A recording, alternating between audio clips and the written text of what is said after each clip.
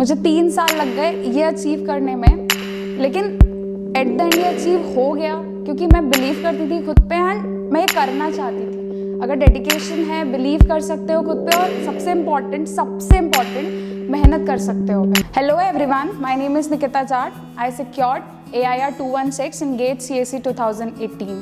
It took me 3 years to stand here and talking to you guys. जैसे कि हर कोई start करता है, लाइक ट्रेंड है कि हम लोग इंदौर में है और 3rd ईयर में है और CSIT स्ट्रीम से है तो हम लोग ज़ीली ज्वाइन करेंगे। वही ट्रेंड मैंने भी फॉलो किया, इधर आई। ऑल्दो एटमॉस्फेयर भी बहुत अच्छा था, मतलब सब चीज़ें बहुत अच्छी लगी, सर मैम बहुत सपोर्टिव है। हम लोगों ने ज्वाइन किया, पढ़ाई शुरू की। स्टार्टिंग में इनिशियली 2-3 मंथ्स बहुत अच्छा चल रहा था, लाइक सुबह कॉपी रिवाइज करते थे, क्लास आते थे, बट टेस्ट नहीं हो पाता क्योंकि कॉलेज में बहुत सारी चीज़ें हो जाती थी। मतलब वो मेरी गलती है बट नहीं हो पाता था उतना। ऐसे धीरे धीरे 3rd ईयर पूरा ऐसे ही चला गया काइंड ऑफ। फाइनल ईयर आया, पढ़ाई उतनी हुई नहीं थी। 3rd year and final year के ब्रेक में थोड़ी बहुत पढ़ाई की, लेकिन डेफिनेटली वो उतना कम टाइम सफिशिएंट नहीं होता है बिकॉज लोग 2-2 साल 2.5 साल से प्रिपेयर कर रहे होते हैं उस चीज़ के लिए।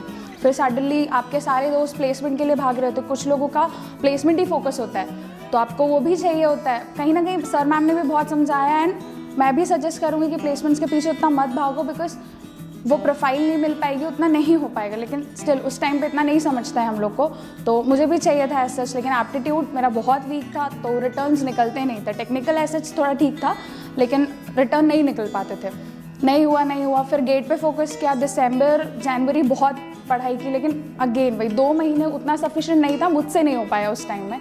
सडनली रिजल्ट आया एंड चीज़ें वैसी नहीं हुई। मतलब मुझे समझ ही नहीं आ रहा था कि अब आगे करना क्या है, क्योंकि एकदम सब चीज़ें, मतलब फाइनल ईयर ग्रेजुएट हो चुके हो आप, SGSIT से पास आउट थी मैं, तो मेरे साथ सारे लोग, कुछ ऑक्सफोर्ड जा रहे हैं, कोई IIM जा रहे हैं और मेरे पास कुछ नहीं था हाथ में। फिर धीरे धीरे थोड़ा टाइम लगा खुद को संभालने के लिए कि ये रियलिटी है, अब इसके साथ जीना है, मेरे को कुछ करना है, इसी के साथ कुछ अच्छा करना है लाइफ में। फिर मैं सर ने मुझे बुलाया। इनफैक्ट सर बहुत सपोर्टिव है, ऑनेस्टली बहुत सपोर्टिव है। मैं बात नहीं कर पा रही थी क्योंकि मुझे ऐसा लग रहा था कि वहाँ पे लोग AIR 9 आ रही है, 11 आ रही है, मतलब बहुत अच्छे रिजल्ट्स आते हैं, तो मैं क्या बात करूँ जाके उन लोग के बीच में। सर मैम सब लोगों ने मुझे 3-4 बार कॉल किया एंड सर इज़ लाइक कि बात तो कर, अपन कुछ करते हैं लाइफ में, कुछ हो जाएगा, नहीं कहते ऐसे परेशान नहीं होना। देन फिर सर ने मुझे दिखाया कि क्या करना है और मुझे था कि मुझे IIT जाना ही है, कुछ भी करके जाना है। तो सर टोल्ड कि फिर से अपन देते हैं। मेरे पापा और सर ने डिसाइड किया कि मैं फिर से मतलब एक नेक्स्ट अटेम्प्ट दूंगी। कॉलेज के एग्जाम्स वगैरह फिनिश किए, फिर मैंने यहाँ पे आना शुरू किया। सर ने मुझे यहाँ आने के पहले भी ऑफर किया था कि देखो जैसे पढ़ने का, लाइक मुझे बहुत सपोर्ट मिला यहाँ से कि जैसे पढ़ना है, मतलब जो यहाँ पे आना है, बैठना है, देखो जो ठीक लगे वो बताना। फिर मैंने धीरे धीरे पढ़ना शुरू किया। स्ट्रैटेजी बीच में कभी कभी लगता भी था कि ड्रॉप हैंडल होगा नहीं होगा, बहुत सारे लोग बहुत सारी चीज़ें बोलते भी थे, लेकिन ऐसा होता है कि आप पढ़ रहे हो ना, अगर आप किसी चीज़ के लिए कंसिस्टेंट हो तो फिर इतना सोचना नहीं चीज़ों में। मतलब अगर फेलियर है तो वो भी आपकी है, सक्सेस है तो भी वो आपकी है। कोई तीसरा इंसान आपको ना, वो आपकी फीस पे कर रहा है, कुछ वो नहीं कर रहा है, तो चीज़ों पे इतना लोड नहीं लेना किसी भी चीज़ की, बस पढ़ते जाने का। मेरी स्ट्रैटेजी ऐसी थी फिर कि सब्जेक्ट पढ़ती थी मैं, मतलब पहले भी मैंने पढ़ाई की थी। फिर मैंने सबसे पहले तो ये एनालाइज़ किया कि प्रॉब्लम क्या थी पुरानी बार में जो हुआ नहीं, बिकॉज मेरी एक फ्रेंड थी, उसने भी मेरे साथ पढ़ा था एंड उसकी 102 थी। फिर मुझे समझ आया कि सिर्फ क्वेश्चंस प्रैक्टिस करने से कुछ नहीं होता है, आप पहले सीखो कि आप कर क्या रहे हो, because GATE is all about basics. अगर आपके बेसिक्स क्लियर है ना, आप 1 भी ला सकते हो, और ये इस साल के पेपर ने एकदम अच्छे से प्रूव किया। और मैम सबसे अच्छा वही करती है, लाइक मैम की कॉपी मैंने कहीं से कुछ नहीं पढ़ा क्योंकि मेरे को वही बहुत ज़्यादा लगता था, तो बस मैम क्लास में पढ़ाती थी। मैंने फिर इस साल ऐसे किया कि मैं पढ़ती थी हर एक चीज़, खुद से घर जाके सोचती थी कि ये चीज़ ऐसे कर क्यों रहे, बिकॉज डेफिनेटली रियल लाइफ में कुछ तो इम्प्लीमेंटेशन होगा ही उसका, इसीलिए हम पढ़ रहे हैं। धीरे धीरे सीखती गई। फिर टेस्ट प्रॉपर्ली देती थी, लाइक वीकली टेस्ट होते थे हमारे। इनिशियली पेन पेपर पे टेस्ट होते ताकि हम लोग टेम्परामेंट फ्रेंडली हो जाए। तो 25 क्वेश्चन होते थे, इनिशियली नहीं आते थे, मतलब जब मैंने 3rd ईयर में दिए थे तब तो मुझे 50 में से 10 नंबर 12 नंबर आते थे। यहाँ पे 25, 28, 30 ऐसे आना स्टार्ट हुए। मतलब धीरे धीरे वो मार्क्स 48, 49 चले गए थे, लाइक एंड में अच्छा स्कोर करने लग गई थी। लेकिन चीज़ें टाइम लेती हैं। अगेन मैं वही बोलूँगी कि एकदम से आपको लगे कि आप 50 में से 45 स्कोर कर लोगे तो पॉसिबल नहीं है, धीरे धीरे करोगे चीज़ें होती है। मतलब कंसिस्टेंट होना बहुत बड़ी चीज़ होती है। फिर धीरे धीरे टेस्ट, ऐसे एक सब्जेक्ट चल रहा है तो उसके साथ वो सब्जेक्ट हो जा रहा है। बहुत सारी चीज़ें, मतलब बहुत सारे लोग एक साथ 4-4 सब्जेक्ट चलाने की कोशिश करते हैं। मैं प्रेफर करूँगी कि एक चलाओ, ज़्यादा से ज़्यादा 2 चलाओ, बिकॉज 4 सब्जेक्ट ना एक साथ ह्यूमन माइंड है, पता है इतना एक्स्ट्राऑर्डिनरी कोई नहीं होता है, नहीं हो पाते हैं 4 सब्जेक्ट फ्रैंकली। मैक्सिमम आप 2 चला सकते हो पैरेलली, सुबह में अलग शाम में अलग, क्योंकि 2 सब्जेक्ट्स के भी आपके पास 2 टेस्ट तो होंगे ही हर हफ्ते, और उतना काफ़ी होता है। एनालाइज भी करो चीज़ों को। फिर टेस्ट का रिजल्ट आता था, मतलब हर जो 25 मार्क्स का होता था, फिर मैं उसको ऐसे एनालाइज करती थी कि जो बन गया वो ठीक है। सर हमेशा मुझे बोलते थे कि निकिता जो बन गया ना वो छोड़ दे, वो उस दिन भी बन जाएगा, जो नहीं बना वो पॉइंट ऑफ कंसर्न है कि क्या हो रहा है लाइफ में। तो मैं हमेशा देखती थी कि क्या प्रॉब्लम है इसमें, ये क्वेश्चन मुझे लैंग्वेज समझ में नहीं आया। कई बार ऐसा होता है हमारी इंग्लिश उतनी अच्छी नहीं होती ना, तो हमको क्वेश्चन नहीं समझ आता है कि क्या बोलना क्या चाह रहे हैं उतने टाइम में। तो वो भी देखो कि ठीक से क्वेश्चन नहीं समझ आ रहा है क्या, तो डेफिनेटली उतनी इंग्लिश तो आपको सीखनी पड़ेगी कि आपको क्वेश्चन समझने में प्रॉब्लम नहीं हो। देन उसके बाद ये देखो कि क्यों नहीं बन रहा है, कैलकुलेशन की गलती है, तो कैलकुलेशन भी अगर नहीं आ रही है तो सीखो, जो नहीं आता है सब सीखो। उसके बाद अगर सब आ रहा है तो फिर सिली मिस्टेक्स जहाँ पे हो रही है उसको काउंट करो, लिखो, मतलब जैसे आपको ध्यान रहता है। ऑल्दो मुझे याद रह जाता था तो मैंने नोट नहीं किया, लेकिन अगर याद नहीं रहती है कि क्या गलतियाँ तो please note it down, because आज नहीं सुधारोगे वो कभी नहीं सुधरेगी, एंड अगर फाइनल डे पे हुई तो हमेशा का रिग्रेट लेके आएगी लाइफ में। फिर ऐसे धीरे धीरे हर टेस्ट को इस टाइप से एनालाइज करते करते करते करते राउंड, मतलब लगभग सारे सब्जेक्ट्स एक एक बार हो गए थे जब मैं राउंड दे रही थी। अक्टूबर फर्स्ट वीक में हमारी टेस्ट सीरीज स्टार्ट होती है, तो उसके भी फिर वीकली हर सब्जेक्ट के 2-2 घंटे के टेस्ट होते थे, और 2 घंटे के होते तो ऐसा होता ना कि सिटिंग अब होना शुरू हुई है कि एकदम से आपको हार्ड क्वेश्चन नहीं दे दिए, 40 हैं अब आप इसको अच्छे से करो। धीरे धीरे इनिशियली वहाँ पे भी ऐसा होता है कि 75 मार्क्स का टेस्ट है तो मुझे 55 आ रहे, 58 आ रहे, मतलब हर चीज़ में होता है, मतलब आपको यहीं से स्टार्ट करना पड़ेगा।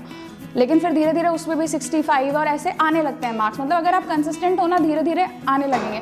और कभी ऐसा भी होगा कि कोई एक थ्रेशोल्ड फिक्स हो गया, पता है उसको ब्रेक ही नहीं कर पाओगे, तो उस पर भी मोरल डाउन नहीं करने का, बस चीज़ों को एनालाइज करते रहने का और ग्रो करने का, हमेशा सीखने का कि आज कुछ नया सीखा है, बिकॉज वो सबसे इंपॉर्टेंट है। एग्जाम में सबसे इंपॉर्टेंट वही है। वो उतना होने के बाद फिर ऐसे टेस्ट सीरीज चलेगी, लाइक 2 महीने हो जाएंगे और एक एक सारे सब्जेक्ट्स अब नवंबर एंड तक सारे लगभग खत्म हो चुके होंगे। उसके बाद फिर दिसंबर में राउंड 2 स्टार्ट होते हैं। अब जब राउंड 2 हमारा शुरू हो रहा है तो हमको क्या 2-2 सब्जेक्ट्स लब करके दे दिए हैं, और अब टाइम 3 घंटे का हो जाता है। इनिशियली तो इतना प्रॉब्लम आया था, मैं सर को आके भी बोली थी कि सर मैं 3 घंटे बैठ तक नहीं पा रही हूँ, बिकॉज आदत नहीं होती है हमको। मैं 2-2 ढाई घंटे में मैंने सारे टेस्ट सबमिट कर दिए थे, कम से कम 4 या 5 टेस्ट। लेकिन फिर ऐसा होता है कि धीरे धीरे आपकी सिटिंग बन जाती है। 65 क्वेश्चंस को आप एक साथ कर ही नहीं पाते हो, मतलब मैं नहीं कर पाती थी। 40 के बाद मेरा थ्रेशोल्ड आ जाता था। धीरे धीरे वो 65 होने लगे। दिसंबर एंड तक मतलब लगभग चीज़ें ख़त्म हो जाती हैं। फिर जनवरी में वीकली मॉक होते थे, मैंने बस वही मॉक दिए हैं, और बस उसके बाद इवेंचुअली हो जाता है। लाइक वो दिन आता है एंड वो दिन अच्छे से करना। उसके बाद सबसे इम्पॉर्टेंट चीज़ जो लोग इग्नोर कर देते हैं, एप्टीट्यूड और इंग्लिश।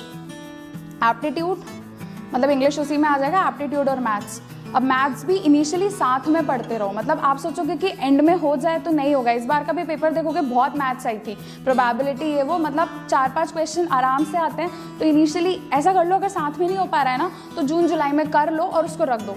फिर अक्टूबर के टाइम पे एक बार रिवाइज कर लो, दिसंबर में एक बार रिवाइज कर लो, पेपर देने से 4 दिन पहले एक बार और रिवाइज कर लो।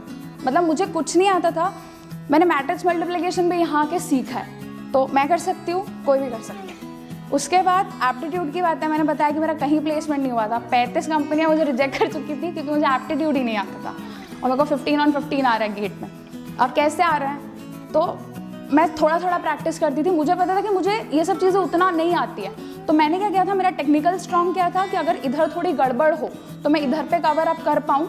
और मतलब ऐसा है कि अगर 85 मार्क्स का टेक्निकल आ रहा है तो कोशिश करो कि 60 मार्क्स ले आओ टेक्निकल में, तो 10-12 भी उधर ले आओगे 70-72 पे, तो थोड़ा बेटर हो जाएगा। ऐसी मेरी स्ट्रैटेजी थी उस टाइम पे। तो मैंने क्या किया, अब जनवरी में मैं रिवाइज करती थी चीज़ें, तो मैं रोज़ 1-2 घंटा एप्टीट्यूड के हर टॉपिक को लेके बैठी हूँ और रोज़ उसको 2-2 घंटा प्रैक्टिस करती थी। तो लगभग सारे टॉपिक्स मेरे माइंड में थे और एकदम फ्रेश थे कि हर चीज़ को कैसे करना है। और उसके पहले 7-8 महीने तक मैं टेक्निकल इतना कर चुकी थी, तो काइंड ऑफ एक अच्छा कॉम्बो प्रिपेयर हो गया था कि सही से एग्जाम दे दी जाए। अब सबसे आखिरी चीज़ कि इंग्लिश का क्या करना है। लेकिन जिनकी अच्छी है उनकी अच्छी है ही, बट कुछ ऐसे हैं जिनको बहुत ही समस्या है। लेकिन 5 या 6 नंबर इंग्लिश के भी होते हैं। बहुत सारे लोग एकदम छोड़ देते हैं, एकदम नहीं छोड़ने का, 5-6 नंबर बहुत वेटेज रखते हैं। आपके कॉलेजेस बहुत ज़्यादा ऊपर नीचे हो जाएंगे। कैसे करने का पता है, इंग्लिश को थोड़ा सा इंस्टिंक्ट से आपको थोड़ा सा लेना पड़ेगा रिस्क। लेकिन जो मैं ऐसे करती थी कि टीवी सीरीज़ नहीं देखने का, डेफिनेटली बहुत एडिक्टिव होती हैं, वो सब छूट जाएगा उसके चक्कर में। लेकिन टॉक शोज़ देखो जो 25 मिनट 30 मिनट के, और जो अच्छी इंग्लिश बोलते हैं एंड में, मतलब रात को 8-9 बजे आप थक गए हो, क्या करोगे, तो उसको आधा घंटा देखो और सो। वो फ्लुएंटली, मतलब आप रोज़ देखते हो ना, एक तो माइंड भी रिलैक्स्ड रहता है, दूसरा बहुत चीज़ मतलब दिमाग में चलता रहता है कि इसको बात कैसे करते हैं। अब जब ग्रामेटिकल कोई भी क्वेश्चन आए ना, उसको रीड करो, पता है जो भी उसमें एरर होगी ना 90% वो आपको समझ आ जाएगी, वो एकदम ऐसे पॉपअप होती है कि इसमें ये एरर है। बिकॉज हर इंसान ग्रामेटिकली उतना करेक्ट नहीं होता, लेकिन बात हम सब कर सकते हैं। तो इंग्लिश के क्वेश्चंस पॉसिबली ऐसे बहुत सारे बन जाते हैं, तो ऐसे इंग्लिश एप्टीट्यूड हो जाता है और टेक्निकल भी इस तरीके से, तो मतलब ठीक से हो जाती है। और सबसे इंपॉर्टेंट चीज़, अब जब एग्जाम डे है तो वो 3 घंटे में खुद को काम रखना ना सबसे, मतलब लाइक वो जंग जीतने से भी बड़ा काम होता है, बहुत होता है। मैं ड्रॉपर हूँ, मेरे को पूरे 8-9 महीने कभी कुछ लगा नहीं कि मैं ड्रॉपर हूँ, ये वो। पिछले साल गेट का रिजल्ट आया था, मेरे कॉलेज का माहौल क्या था, कुछ नहीं लगा। मैं वहाँ पे पेपर दे रही हूँ एकदम शांति से, और मेरे माइंड में थॉट स्ट्राइक कर रहे थे कि मेरी दोस्त की ये रैंक थी, मेरा ये फ्रेंड वहाँ है, ये फ्रेंड वहाँ है, एंड मेरे पास कुछ नहीं है। मतलब ये कोई टाइम नहीं होता है। तो उस टाइम पे मैंने ऐसे किया था कि खुद को रोको, वो 2 मिनट बहुत बड़े नहीं होते, वो पूरा पेपर ले जाएंगे आपका। 2 मिनट रुको, ब्रीद इन ब्रीद आउट करो, क्योंकि आपसे पावरफुल ऑनेस्टली कोई नहीं होता है, और आपको अपने आप को जीतना है वहाँ पे 3 घंटे में। क्योंकि वो पेपर अगर आप लिमिटलेस कर दोगे, कोई भी कर सकता है। वो 3 घंटे में कितना कर सकते हो ये आप हो, आप उसके बेसिस पे जज होगे, और कभी ना कभी तो खुद को प्रूफ करना ही पड़ेगा। तो बेस्ट है कि यहाँ पे कर दें ताकि लाइफ में कुछ अच्छा कर जाए। तो 3 घंटे, और पेपर स्ट्रैटेजी भी ध्यान से रखना कि कैसे कर रहे हो। लाइक कुछ लोग क्या करते हैं, ऊपर से नीचे तक पेपर पढ़ना शुरू करते हैं और ख़त्म, मतलब ऐसे होते हैं कि पहला क्वेश्चन करेंगे और 65वां करेंगे।